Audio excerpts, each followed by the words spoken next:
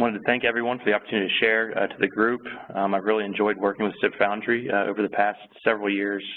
The Garrett County government, we've been playing with sipX consistently since 2008, so we've been involved in the project for a while.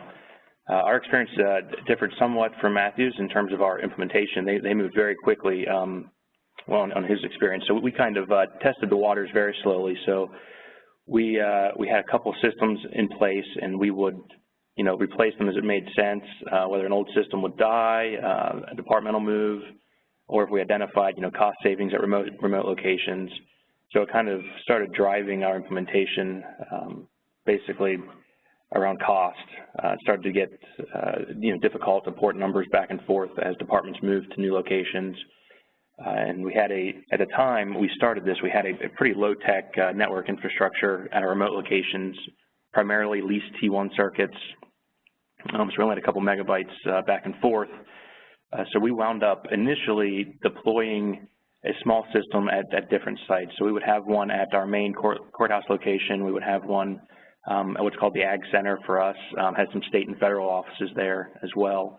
So we kind of had, a handful of small sipX deployments, small being, probably 60 or 70 users on each of those systems.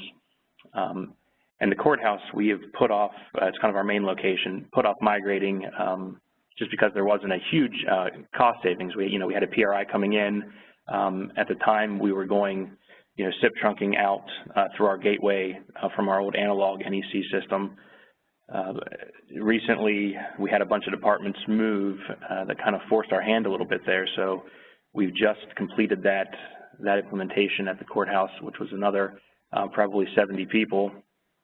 So that's once that happened, we then came to the point where we have 3 or 4 sipXecs systems floating out there, and at this point in time we have fiber connectivity to most of our locations. So it made sense to start merging everything into one platform.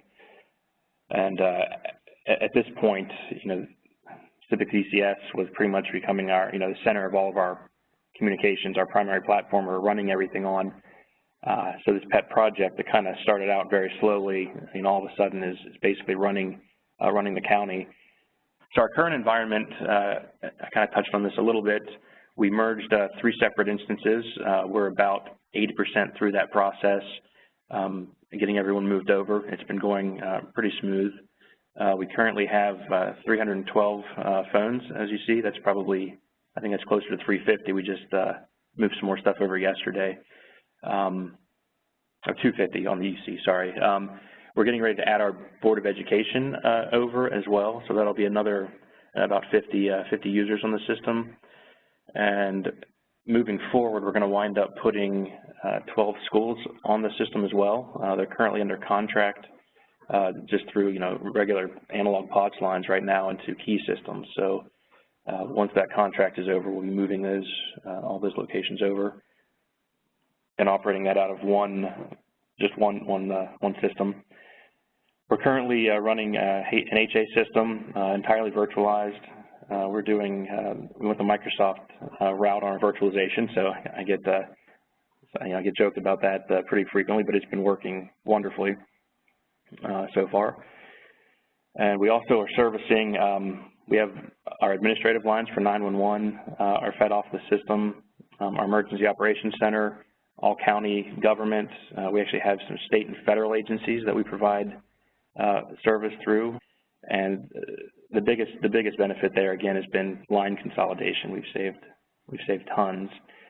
We also provide phone service to a local group called Community Action. They actually pay us to do that. So they were looking at some hosted solutions, and we have fiber to that location. So we offered to, they basically pay us a small monthly fee per phone, and that gives them unlimited usage of the system. So they get all the great benefits. And there's a lot of call volume back and forth between agencies and the county government. So we can now, do that with 4-digit dialing and HD audio and video phones where it makes sense. So that's in a nutshell kind of where we are and how we got there.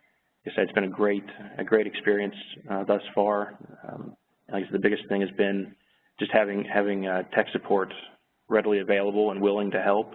The open source group is also, again, an amazing group of people. I think everyone on the call is very passionate about this. They really enjoy what they do, and that's certainly the case here as well.